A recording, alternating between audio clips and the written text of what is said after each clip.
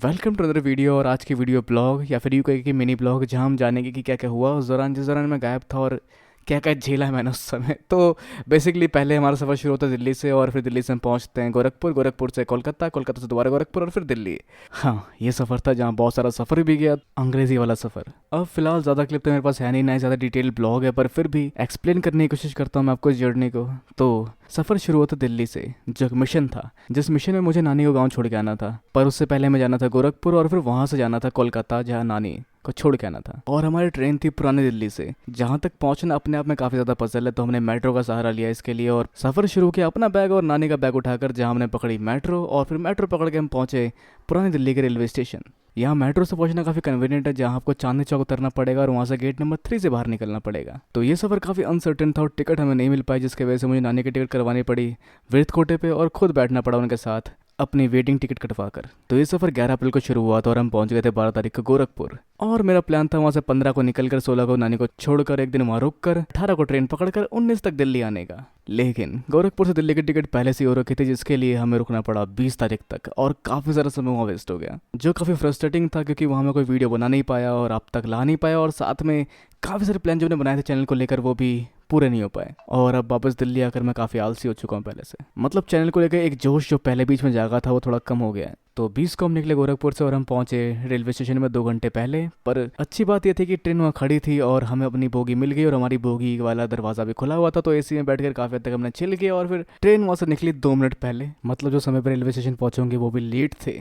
तो फिर हम वहाँ से बढ़ते आगे और पहुंचते हैं कोलकाता, जो इस जर्नी का सबसे फ्रस्ट्रेटिंग पार्ट था, क्योंकि जिस जगह हमारा ट्रेन लैंड हुआ था, मतलब जिस जगह हम उतरे थे, वहाँ हम उतरे थे सुबह के 5 बजे तक। और जो लोकल ट्रेन पकड़ के मुझे नानी को गाँव छोड़ना था वो ट्रेन आई नहीं। वो ट्रेन 8 बजे की थी, तो उससे पहले उन लोगों ने टिकट भी नहीं काटी और इस टिकट वाली मशीन ने मेरे 25 रुपये खा लिए। मतलब कम से कम टिकट काट दो यार, मैं कहीं से ट्रेन यहाँ बदला बदली करके पहुंच जाऊंगा। पता नहीं अजीब नशे में थे वो काउंटर वाले। तो हमें वेट करना पड़ा 6:50 तक, क्योंकि मैंने वहाँ खड़ी दूसरी ट्रेन पकड़ ली जो लाल गोला की ट्रेन थी, और हम उतरे बैरकपुर पे और फिर वहाँ से हम पहुँचे सियालदा, क्योंकि उसने दमदम में नहीं रोका। और मैं अच्छे बच्चे की तरह टिकट लेने पहुँचा सियालदा पे, क्योंकि इससे पहले मैंने टिकट ली नहीं थी। पर ये गलती आप कभी मत करना, क्योंकि तभी धर लिया हमें चेकर्स ने और हमें 540 की टिकट लेनी पड़ी। तो अगर ऐसी परिस्थिति में फंस जाओ तो आप सीधा उस स्टेशन तक पहुंचो जहां आपको पहुंचना है, क्योंकि वहां पहुंचने के बाद भी आपकी उतने ही फाइन लगेगा जितना आपको इनको देना पड़ेगा। मतलब 250 रुपये के एक बंदे की टिकट काट दी इसने 25 रुपये की जगह। और अगर इतना कुछ हो किसी के साथ तो बंदा खुश कैसे रह सकता है। और ये सारा फ्रस्ट्रेशन मुझे खाया जा रहा था। पर वहाँ से मैंने ट्रेन पकड़ी अगली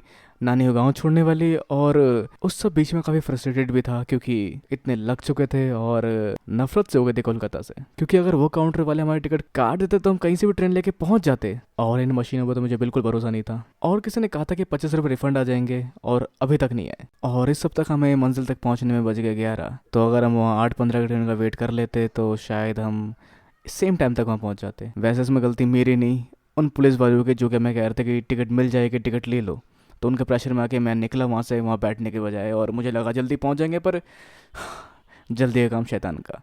तो इतना सारा फ्रस्ट्रेशन और कोलकाता को नफरत करते हुए और दिल्ली को याद करते हुए मैं पहुंचा गांव तक, और फिर नानी को छोड़ा गांव तक, और एक दिन वहाँ वेट किया। और इस एक दिन ने काफ़ी थकान दूर कर दी। और मैं गलती नफरत कर रहा था कोलकाता से, क्योंकि हम जब भी किसी नई जगह जाते हैं हम उसे अपनी पुरानी जगह से कंपेयर करते हैं, जहाँ पे हम वहाँ के सारे ट्रांसपोर्ट सिस्टम को जानते होते हैं। तो हर किसी के साथ ही होता है। इससे मैं काफ़ी सारे अलग अलग चीज़ें की गाँव में, जैसे कि यहाँ पर खेत देखे और खुला माहौल देखा पूरा, जो काफ़ी तक हमें देखने को नहीं मिलता शहरों में। जहाँ पूरे कोलकाता में इस समय होती धान की खेती और हर एक पेड़ पे आम लबालब लगे हुए थे। और यहाँ हमने देखे बांस के बने पुल, जो कि छोटे छोटे पानी के गड्ढों को पार करने के लिए बनाए गए हैं। और देखे बैगन के खेत और आम पेड़ों के ताज़ा नींबू, और ये पौधा जिसको मैं नहीं जानता कि क्या है। तो 21 से 22 तारीख यहाँ बिताने के बाद नानी को यहाँ छोड़कर मुझे जाना था बारासात, जहाँ मौसी रहती है, और वो थोड़ा सिटी एरिया था, और मुझे वहाँ पहुँचने में लगे 45 मिनट से 1 घंटे तक। तो ये एक सिटी एरिया था और मैं रुका था एक फ्लैट में। अब कोलकाता के फ्लैट पता नहीं क्यों ऐसे बनते हैं जहाँ पर इसकी बैल्कनी पूरी तरह से लोहे से ढकी होती है।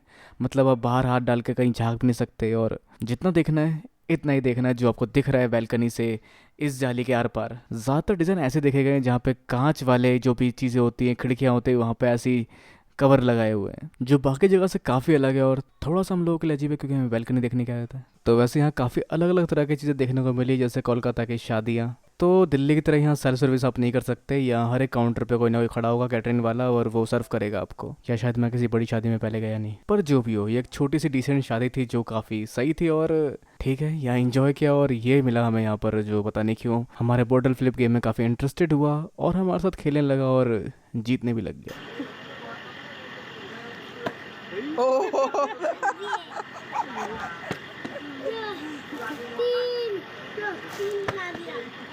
तीन तरह का मेरे छोड़ो।